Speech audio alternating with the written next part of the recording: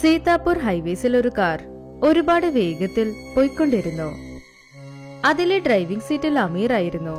പുറകെ അവന്റെ ഫ്രണ്ട്സ് നിഷ, മോഹിത്, പിന്നെ ആര്യനും ഉണ്ടായിരുന്നു. എടാ, സത്യത്തിൽ ഞാൻ വളരെ സന്തോഷമാണെടാ. നമ്മൾ ആദ്യ തവണ ഗ്രാമത്തിൽ പോകുന്നതല്ലേ? അയ്യോ, മായം ചേർക്കാത്ത കാറ്റ്, മരം, വയൽ, ചെടി. ഞാൻ സത്യത്തിൽ വളരെ എക്സൈറ്റഡ് ആണ്. ഗ്രാമജനങ്ങൾ അടിച്ചു പൊളിക്കാനാ സിറ്റിയിലേക്ക് വരുന്നത്. എന്നാൽ നമ്മൾ സിറ്റിയിലുള്ളവർ ഗ്രാമത്തെ നോക്കി പൊയ്ക്കൊണ്ടിരിക്കുന്നു. ശരി അമിത്, ആദ്യം ഇത് പറ, ഇനി മാധവ് നഗർ എത്ര ദൂരമുണ്ട്? ഏകദേശം ഒരു 1 ഹവറിൽ നമുക്ക് എത്താം. അങ്ങനെ അവർ 4 പേരും സംസാരിക്കുമ്പോൾ പെട്ടെന്ന് ഒരു വയസ്സായ മുത്തശ്ശി കാറിന് മുന്നിൽ വന്നു. അവരെ കണ്ടുടനെ അമിത് വേഗത്തിൽ ബ്രേക്ക് ചവിട്ടി. അങ്ങനെ പെട്ടെന്ന് ബ്രേക്ക് ഇട്ടതുകൊണ്ട് എല്ലാവരും ഷോക്കായി. അമ്മേ, നിങ്ങൾ എന്താ നേരെ വന്നുകൊണ്ടേയിരിക്കുന്നത്? കാറ് നിങ്ങളുടെ ദേഹത്തിടിച്ചാൽ എന്താകും? അമിത് കാറിന്റെ കണ്ണട ഇറക്കിയിട്ട് പറഞ്ഞു. എന്നോട് ക്ഷമിക്കും മോനെ, ഈ സമയത്ത് ഈ റോഡ് എപ്പോഴും നിശബ്ദമായിരിക്കും. അതുകൊണ്ടാണ് ഞാൻ ഒട്ടും ശ്രദ്ധിക്കാതെ നടന്നു പോയിക്കൊണ്ടിരുന്നത്. അങ്ങനെ പറഞ്ഞ അവരെല്ലാവരെയും ഓരോരുത്തരായി നോക്കി. പിന്നെ ആദ്യം നിങ്ങൾ എല്ലാവരും എവിടേക്കാ പോകുന്നേ? അതും ഈ വഴിയിലൂടെ? ഞങ്ങൾ ഞങ്ങളുടെ നാട്ടിൽ പോകുക, മാധവ് നഗർ.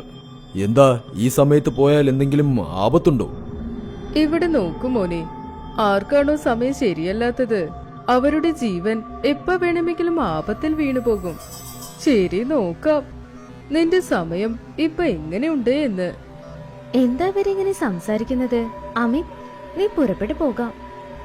നിഷ പറഞ്ഞത് കേട്ട് അമിത് അവിടുന്ന് കാർ ഓടിക്കാൻ തുടങ്ങി.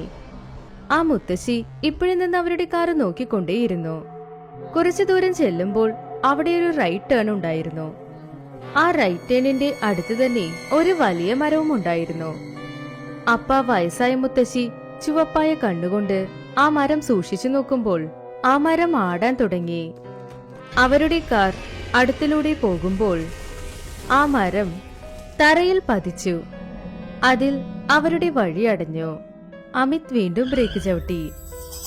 എല്ലാവരും കാറിൽ നിന്ന് ഇറങ്ങി നോക്കിയപ്പോൾ ആ റോഡ് ഇപ്പോൾ കംപ്ലീറ്റ് ആയി ബ്ലോക്ക് ആയിരുന്നു. അയ്യോ, വലിയ പ്രശ്നമായല്ലോ. ഇപ്പൊ നമ്മൾ എന്ത് ചെയ്യും? ഇത് എത്ര വലിയ മരമാ, ഇത് നമുക്ക് ഒതുക്കിയിടാനും പറ്റില്ല. അപ്പൊ അമിത് ആ റൈറ്റ് ടേണിൽ കൈ കാണിച്ചിട്ട് പറഞ്ഞു, ഇതല്ലാതെ വേറെ വഴിയൊന്നുമില്ല. ഈ റോഡിലൂടെ പോയാൽ നമുക്ക് ഹൈവേയിൽ എത്താമെന്ന് തോന്നുന്നു.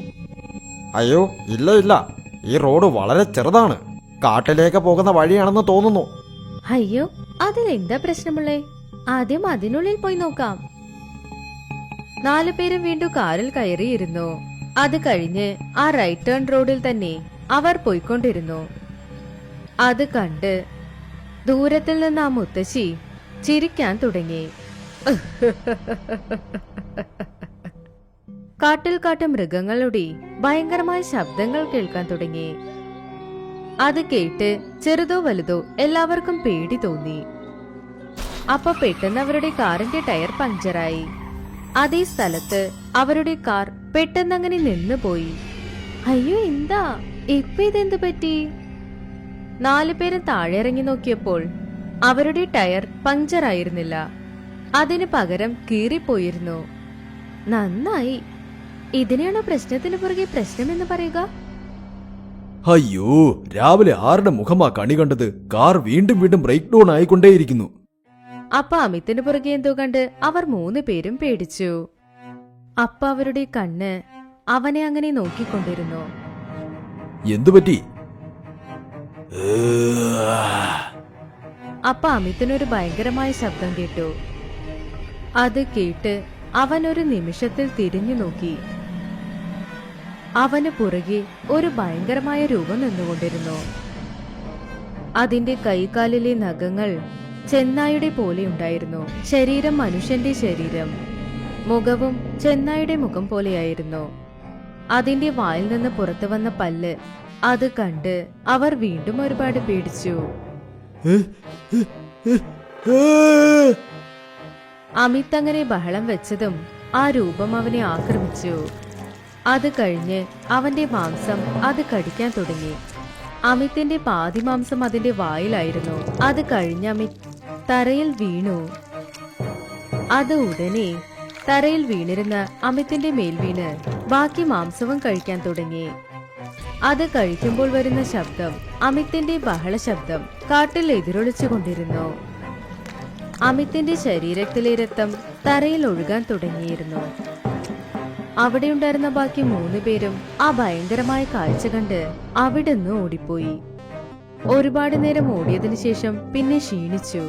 അവരെല്ലാവരും ഒരു സ്ഥലത്ത് നിന്നു. അയ്യോ, എന്ത് ഭയാനകരമായിരുന്നു അത്. അത് അമിത്തിനെ എത്ര ക്രൂരമായ അത് കൊന്നത്. ഞാൻ ആലോചിച്ചേ നോക്കിയില്ല ഇത്ര എളുപ്പത്തിൽ നമ്മൾ നമ്മുടെ സുഹൃത്തിനെ നഷ്ടപ്പെടുത്തുമെന്ന്. അവർ 3 പേരുടെ കണ്ണിലും കണ്ണീർ വന്നുകൊണ്ടിരുന്നു. എല്ലാം പെട്ടെന്ന് അവസാനിച്ചു പോയി.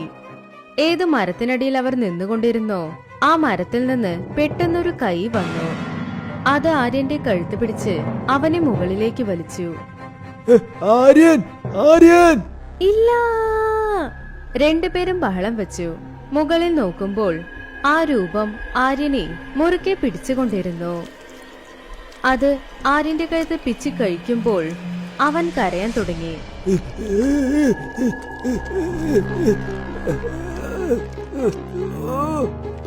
അത് കഴിഞ്ഞ് അവന്റെ രക്തം താഴെ നിന്നുകൊണ്ടിരുന്ന നിഷ മോഹിത്തിന്മേൽ വീണു. അത് കണ്ട് 2 പേർക്കും ഒന്നും മനസ്സിലായില്ല. രക്തം മാത്രമല്ല, അവന്റെ ശരീരത്തിലുള്ള ചില ഭാഗങ്ങളും അതിനൊപ്പം വീണു. അത് കണ്ട് 2 പേരും പേടിച്ചുപോയി. അവിടെ നിന്ന് ഓടാൻ തുടങ്ങി. അവർ വന്ന വഴിയിൽ വീണ്ടും ഓടാൻ തുടങ്ങി. മരം വീണ സ്ഥലത്ത് അവർക്ക് ശ്വാസം വിടാൻ കഴിഞ്ഞില്ല. എന്നാലും മരണഭയത്തിൽ അവർ നിന്നതേയില്ല. അവർ ആ റോട്ടിൽ വന്നെത്തിയപ്പോൾ ആ വയസ്സായ മുത്തശ്ശി അവിടെ ഉണ്ടായിരുന്നു. അവരെ കണ്ടതും അവർക്ക് ജീവൻ വന്ന പോലെ ആയി. അവർ അവരുടെ അടുത്ത് വന്ന് ശ്വാസം വിടാൻ തുടങ്ങി. മുത്തശ്ശി, മുത്തശ്ശി അവിടെ കാട്ടിൽ. ഇതിനു ശേഷം നിങ്ങൾ ഒന്നും പറയണ്ട. വരൂ എന്റെ കൂടെ, എന്റെ വീട്ടിൽ പോകാം. മുത്തശ്ശി അവരുടെ സംസാരം ഇടയിൽ നിർത്തി അവരെ അവരുടെ കുടിലിലേക്ക് കൊണ്ടുപോയി. അത് അടുത്തുണ്ടായിരുന്നു. മുത്തശ്ശി, ആ രൂപം ആരാണ്? അത് ഞങ്ങളുടെ കണ്ണു മുൻപിൽ വളരെ ക്രൂരമായി ഞങ്ങളുടെ 2 സുഹൃത്തുക്കളെയും കൊന്നു കളഞ്ഞു. ആ രൂപത്തിന് കരുണ എന്താണെന്ന് പോലും അറിയില്ല. ആ രൂപം ഒരു നല്ല മനുഷ്യൻ തന്നെയാ. പക്ഷേ ചില പേരാണ് അത് അങ്ങനെ ആകുന്നതിന് കാരണമായതറിയോ? എന്താ ആ ഭയാനകരമായ രൂപം മനുഷ്യനാണെന്നോ? അവന്റെ വയസ്സായ അമ്മയ്ക്കൊപ്പം അതേ ഗ്രാമം മാധവ് നഗറിൽ ജീവിച്ചുകൊണ്ടിരുന്നു. പാവം അവൻ ആ ഗ്രാമത്തിലെ ഏറ്റവും പാവപ്പെട്ട പയ്യനാണ്. ഒരുപാട് കഷ്ടപ്പെട്ടാണ് അവന്റെ അമ്മയ്ക്ക് വേണ്ടിയും അവന് വേണ്ടിയും ഭക്ഷണ വെള്ളത്തിനാവശ്യമായ ഏർപ്പാടുകൾ ഉണ്ടാക്കുക. ഒരു ദിവസം അവന് ഒരു പണിയും കിട്ടിയില്ല. അന്ന് അവനും അവന്റെ അമ്മയും വളരെ പട്ടിണിയായിരുന്നു. വേറെ വഴിയില്ലാതെ അവൻ ജന്മിയുടെ വയലിൽ എന്തെങ്കിലും മോഷ്ടിക്കാൻ വേണ്ടി പോയത്. പക്ഷെ അവിടുത്തെ കാവൽക്കാരൻ അവനെ അവർ കണ്ടു. ഉടനെ അവനെ പിടിച്ച് ജന്മിയുടെ മുന്നിൽ കൊണ്ടുവന്ന് നിർത്തി. അവൻ ആ ജന്മിയുടെ അടുത്ത് പറഞ്ഞു, എനിക്ക് ഒരേ ഒരു നേരത്തിന് ആവശ്യമുള്ള അളവിന് ധാന്യം തരൂ എന്ന്. പക്ഷേ ആ ജന്മി അവൻ പറഞ്ഞത് കേട്ടതേയില്ല. അതിനു പകരം അവന്റെ അടുത്ത് അദ്ദേഹം വളരെ മോശമായി പെരുമാറി. അന്ന് അമാവാസി രാത്രി സമയം. ആരും ആ സമയത്ത് പുറത്തേക്ക് തന്നെ വരില്ലായിരുന്നു. പക്ഷെ ആ ജന്മി മാത്രം ആ സമയത്ത് അവനെ ആ കാട്ടിൽ ഒരു മരത്തിൽ കെട്ടിയിട്ടിട്ട് പോയി. അപ്പൊരു ചെന്നായി അവന്റെ അടുത്തേക്ക് വന്നപ്പോൾ കയ്യും കാലും 2 കെട്ടിയിട്ടതുകൊണ്ട് അവന് രക്ഷപ്പെട്ട് ഓടാൻ കഴിഞ്ഞില്ല. ആ ചെന്നായ അവനെ ആക്രമിക്കാൻ തുടങ്ങി. പക്ഷേ അന്ന് അമാവാസി രാത്രി ആയതുകൊണ്ട് അവൻ മരിച്ചില്ല. പക്ഷേ അവന്റെ രൂപത്തിൽ മാറ്റം സംഭവിച്ചു. അന്ന് മുതൽ അര മനുഷ്യനായും അര മൃഗമായും ജീവിക്കുന്നു. അവനെ അപ്പോ കാണാൻ വളരെ ഭയങ്കരമായിരുന്നു. അവൻ ചെന്നായായി മാറിയതിനു ശേഷം അവനെ ശിക്ഷിച്ച ആ ജന്മിയെയാണ് അവൻ വേട്ടയാടിയത്. അതുമാത്രമല്ലാതെ ആരൊക്കെയാണ് അവനെ മോശമായി സംസാരിച്ചത് അവരെ എല്ലാം അവൻ കൊന്നു. അത് കഴിഞ്ഞ് അന്ന് മുതൽ അവൻ ഈ കാട്ടിലാണ് ജീവിക്കുന്നത്. അപ്പൊ അവന്റെ അമ്മ, അവന്റെ അമ്മയെയും അവൻ കൊന്നുകളഞ്ഞോ? ഇല്ല, അവൻ അവന്റെ അമ്മയെ വളരെയധികം സ്നേഹിച്ചു. അവനെ കൊണ്ട് അവർക്ക് ഒരു ആപത്തും വന്നതേയില്ല. എന്നാൽ എന്നാൽ നിങ്ങൾ എങ്ങനെ ഇവിടെ തനിച്ച് ജീവിക്കുന്നു? ഇവിടെ താമസിക്കാൻ നിങ്ങൾക്ക് പേടിയില്ലേ? ഞാൻ പറഞ്ഞതല്ലേ, അവൻ അവന്റെ അമ്മയെ വളരെ സ്നേഹിക്കുന്നു എന്ന്. അവനെ കൊണ്ട് അവർക്ക് എപ്പോഴും ആപത്ത് വന്നതേയില്ല. അത് കേട്ടതും മോഹിത്, നിഷ രണ്ടുപേർക്കും ഒന്നും മനസ്സിലായില്ല. അവരുടെ ഹൃദയമിടിപ്പ് കൂടി വന്നു. അവർക്കിപ്പോ വിയർക്കാനും തുടങ്ങി.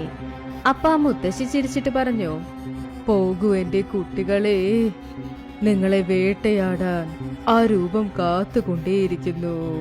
അങ്ങനെ പറഞ്ഞതും വാതിൽ തുറന്നു. ആ രൂപം കുടിലിനകത്ത് വന്നു. അത് കണ്ടതും അവർ രണ്ടുപേരുടെയും ജീവൻ പോയി.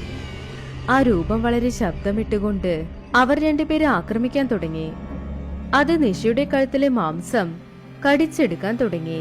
അത് കഴിഞ്ഞ് വേറൊരു കൈകൊണ്ട് മോഹിത്തിന്റെ കയ്യിലുള്ള നഖങ്ങളൊക്കെ പറിച്ചു.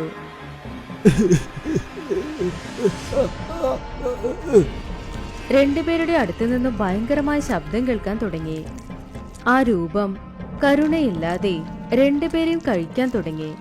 അത് കഴിക്കുമ്പോൾ വന്ന ശബ്ദം ആ വീട്ടിൽ എതിരൊലിച്ചുകൊണ്ടിരുന്നു.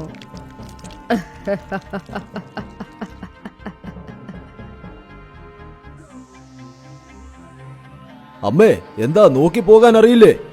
നിങ്ങളുടെ നല്ല സമയമായതുകൊണ്ട് രക്ഷപ്പെട്ടു. ആർക്കാണോ സമയം ശരിയല്ലാത്തത്, അവരുടെ മരണം അവരെ തേടി വരും.